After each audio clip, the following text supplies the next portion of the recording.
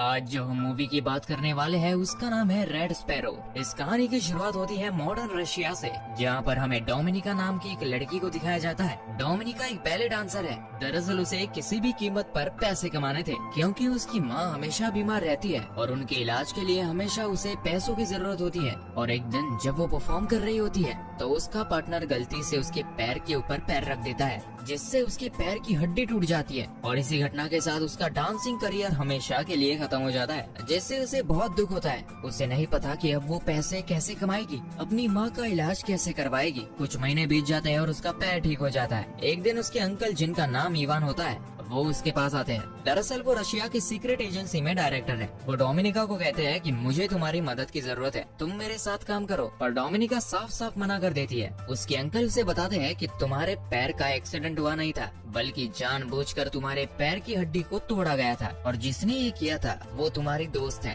उसने ऐसा इसलिए किया ताकि वो डांसिंग में तुम्हारी जगह ले सके। ये सुनकर डोमिनिका को बहुत दुख होता है और बहुत गुस्सा आता है, और वो अपनी दोस्त के घर जाती है और उसे बुरी तरह से मारती है। इसके बाद एक बार फिर से वो अपने अंकल इवान से मिलती है और उनसे पूछती है कि मुझे क्या करना होगा। उसके अंकल उसे बताते हैं एक बहुत बड़ा गैंगस्टर है, तुम्हें उसे सीड्यूस करके एक होटल के कमरे में लाना होगा, और इसके बाद हमारे एजेंट्स अपना काम कर देंगे। इसके बदले तुम्हारी माँ के जितने भी मेडिकल के खर्चे हैं वो सब के सब हम उठाएंगे। और अब डोमिनिका उसकी बात मान जाती है। वो उस गैंगस्टर से एक बार में मिलती है, जहाँ पर उसे सीड्यूस करती है। इसके बाद वो गैंगस्टर उसे होटल के कमरे में ले जाता है, और यहाँ पर इस वक्त कोई भी नहीं पहुँचा होता, इसलिए वो आदमी उसकी जबरदस्ती इज्जत लूट लेता है, जिससे डोमिनिका को बहुत दुख होता है, क्योंकि उसे सिर्फ उस आदमी को सीड्यूस करना था। अब यहाँ एजेंट आता है और उस गैंगस्टर को मार देता है। पर डोमिनिका के साथ जो हुआ वो उस बात से टूट गई है। वो अपने अंकल के पास जाती है और कहती है कि आज के बाद मैं ये काम कभी नहीं करूंगी। उसके अंकल को इस बात से कोई फर्क नहीं पड़ता कि उसकी इज्जत लूट चुकी है। वो कहते हैं कि अब तुम्हें हमारे राज के बारे में पता चल चुका है कि हम किस तरह से काम करते हैं, यानी कि तुम भी अब इस सीक्रेट एजेंसी का एक हिस्सा बन चुकी हो, और अगर तुमने हमारे साथ काम नहीं किया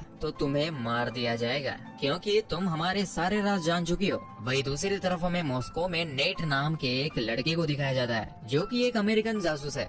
नेट एक आदमी से मिलता है जिसे वो मार्बल कहकर बुलाता है। दरअसल ये नेट को खबरें देता है और वो उसे कुछ खबर देकर वहाँ से निकल जाता है, पर तभी वहाँ पर पुलिस आ जाती है। नेट नहीं चाहता कि उसे खबर देने वाला मार्बल पकड़ा जाए, इसलिए वो गोलियां चलाता है, जिससे पुलिस का ध्यान उसकी तरफ आकर्षित होता है और मार्बल उस जगह से भाग जाता है। लेकिन यहाँ पर नेट को पकड़ लिया जाता है और वापस अमेरिका भेज दिया जाता है। पर नेट एक बार फिर से रशिया जाना चाहता है, लेकिन उसकी जो सीनियर होते हैं वो कहते हैं कि तुम रशिया नहीं बल्कि बुडापेस्ट जाओगे, ताकि तुम एक बार फिर से मार्बल से मिल सको। वही दूसरी तरफ हमें रशिया की सीक्रेट एजेंसी के डायरेक्टर इवान को दिखाया जाता है, जो उस वीडियो फुटेज को देख रहा होता है जिसमें नेट मार्बल से मिला था, और उसे देखकर उसे समझ आ जाता है कि मार्बल एक रशियन सीक्रेट एजेंसी का ही मेंबर है, जो इस वक्त बुडापेस्ट में है। और अब इवान किसी भी कीमत पर उसे मारने के लिए किसी स्पाई को, यानी कि जासूस को भेजना चाहता है। वो डोमिनिका के पास जाता है और उससे कहता है कि तुम्हें बुडापेस्ट जाकर मेरा एक काम करना होगा, और सबसे पहले तुम्हें इसके लिए ट्रेनिंग लेनी होगी। और इसके बाद उसे एक स्पाई स्कूल में भेजा जाता है,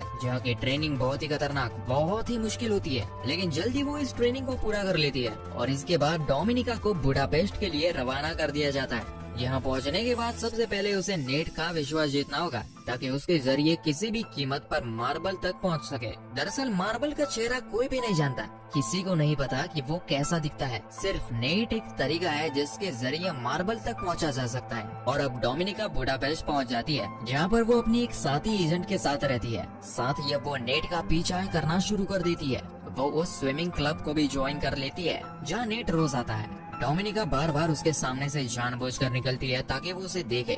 डोमिनिका बहुत ही सुंदर है, इसीलिए नेट भी उसे देखना शुरू कर देता है। और एक दिन जब वो सड़क पर उसके सामने से गुजरती है तो वो उससे बात करता है। नेट को कहीं ना कहीं डोमिनिका के ऊपर शक है। डोमिनिका जब अगले दिन स्विमिंग क्लब जाती है तो देखती है कि वहाँ पर उसका आईडी कार्ड नहीं है। दरअसल नेट उसका आईडी कार्ड निकाल कर अपने साथ ले गया होता है, और अब उसे पता चल जाता है कि वो एक रशियन स्पाई है। लेकिन फिर भी वो बार बार उससे मिलता है। हालांकि अब उसे पता है कि डोमिनिका उसे बार बार इसलिए मिलती है ताकि वो मार्बल के बारे में इंफॉर्मेशन निकाल सके। वही डोमिनिका जब एक दिन अपने घर पर जाती है तो उसके साथ जो उसकी फ्लैटमेट होती है, जो खुद भी स्पाई है, वो घर पर नहीं होती है। और जब वो घर की तलाशी लेती है तो उसे पता चलता है कि उसकी जो साथी है वो किसी अमेरिकन स्पाई से मिलने वाली थी, जिसे वो कुछ इन्फॉर्मेशन देगी और इसी इन्फॉर्मेशन के बदले उसे पैसे मिलेंगे। डोमिनिका भी समझ जाती है कि उसे भी उसी की तरह एक मिशन दिया गया है अब डोमिनिका अपने काम को पूरा नहीं कर पाती, उसे मार्बल के बारे में कुछ भी नहीं पता लगा। इसलिए इवान यहाँ पर आता है और उसे पूछता है कि तुम्हारा काम इतना स्लो क्यों चल रहा है?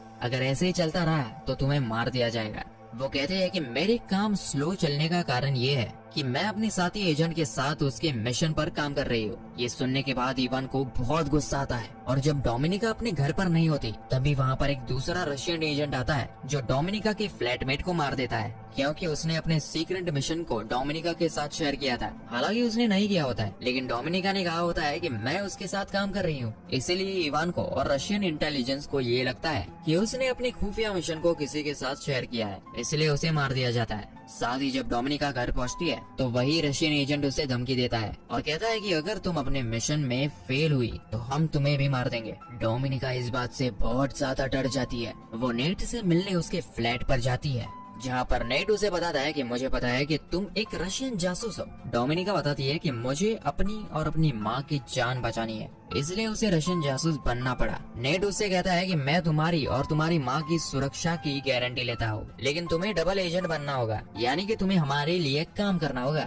और उसकी बात वो मान जाती है, जिसके बाद वो दोनों एक दूसरे के बहुत करीब आ जाते हैं। और अगली सुबह जब वो नेट के घर से निकलती है तो उसके पास उसका एक गिलास भी होता है जिसमें नेट के फिंगरप्रिंट्स है। वही नेट एक बार फिर से मार्बल से मिलता है। मार्बल उसे आगाह करता है कि तुम्हें डोमिनिका से दूर रहना होगा, क्योंकि वो एक रशियन जासूस है और तुम्हारे लिए बहुत बड़ा खतरा बन सकती है। लेकिन नेट उसकी बात नहीं मानता और उसे अपने साथियों से भी मिलवाता है, जहाँ पर डोमिनिका कहती है कि मैं तुम्हारे लिए काम करूंगी, लेकिन इसके बदले तुम्हें मुझे $30,000 देने होंगे। अमेरिकन एजेंट्स पूछते हैं लेकिन हम ऐसा क्यों करेंगे? वो कहते हैं क्योंकि मैं तुम्हारी मदद कर सकती हूँ। जिस लड़की के साथ मैं रहती थी वो एक रशियन एजेंट थी।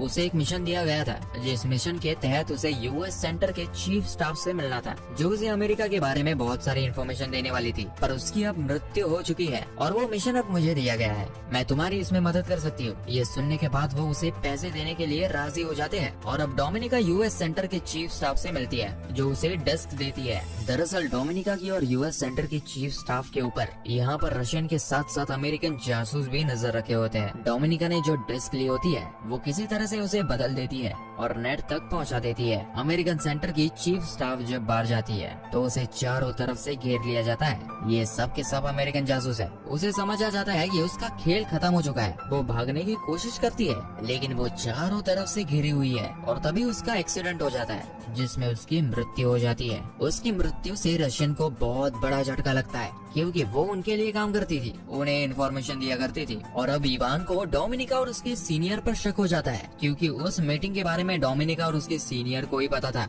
इन दोनों को वापस बुलाया जाता है, जहाँ पर इन दोनों को बहुत टॉर्चर किया जाता है। डोमिनिका के सीनियर की मृत्यु हो जाती है, लेकिन डोमिनिका अब भी जिंदा होती है। वो यहाँ पर इवान को बताती है कि मैंने ये सब इसलिए किया ताकि मैं नेट का भरोसा जीत सकूं और किसी भी तरह से मार्बल तक पहुँच जाऊं। नेट का भरोसा मैंने जीत लिया है और अब मैं जल्दी मार्बल तक पहुँच जाऊंगी। इवान उसकी बातों में आ जाता है और उसे एक बार फिर से बुडापेस्ट भेजने के लिए राजी हो जाता है। पर बुडापेस्ट जाने से पहले वो इवान के घर आती है, जहाँ पर वो कुछ पलों के लिए उसे सेड्यूस भी करती है। इवान को भी उस पर अभी भी शक होता है, इसलिए बुडापेस्ट वो उसके पीछे एक और जासूस भेजता है। डोमिनिका बुडापेस्ट पहुँचने के बाद सबसे पहले नेट से मिलती है। नेट उसे देखकर बहुत खुश होता है और अपने गले से लगा लेता है और वो नेट को सब कुछ बता देती है।